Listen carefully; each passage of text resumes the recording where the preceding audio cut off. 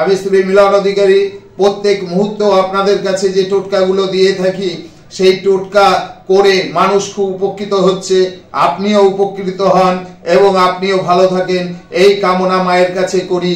তা আজকে যে টোটকাটি দেব সেই টোটকাটি আপনার কর্ম, আপনি কর্ম খুঁজে বেড়াচ্ছেন কিন্তু কর্ম আপনার ঠিক আপনার হাতে আসছে না, আপনি অর্থ আনছেন সেই অর্থ আপনার থাকছে না, আপনি নানানভাবে ভেবে যাচ্ছেন কিন্তু সেই ভাবনাটা আপনার পূরণ হচ্ছে না।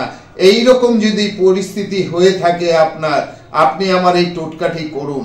আপনি কি করবেন দেখবেন, ন্যাচারাল সব জায়গায় দেখা যায় বিড়াল, বিড়াল আমরা কি বলি, বিড়াল মা ষষ্ঠীর বাহন। তা মা ষষ্ঠী কি করে থাকেন, মা ষষ্ঠী সবাইকে অন্ন জুগিয়ে থাকে। তাহলে এইবার দেখবেন এই যে বিড়াল, বিড়াল দেখবেন তাদের নিত্য প্রত্যেক দিনের আহার তারা ঠিক কোনো না কোনো ভাবে জোগাড় করে।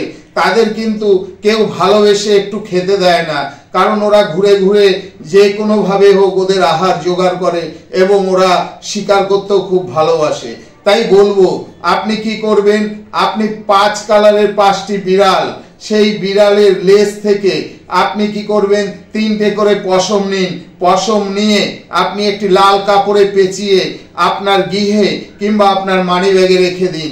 দেখবেন তার সাহায্যে আপনার কর্মে এবং অর্থে কিভাবে জোগাড় হয়, আপনি দিনে দিনে কিভাবে আপনার মানি ব্যাগ এবং আপনার গৃহে কিভাবে আপনার অর্থের স্থায়ী হয়ে থাকে এবং আপনি যে কর্ম খুঁজছেন সেই কর্ম আপনাকে বাড়ি বয়ে এসে টেনে নিয়ে যাবে।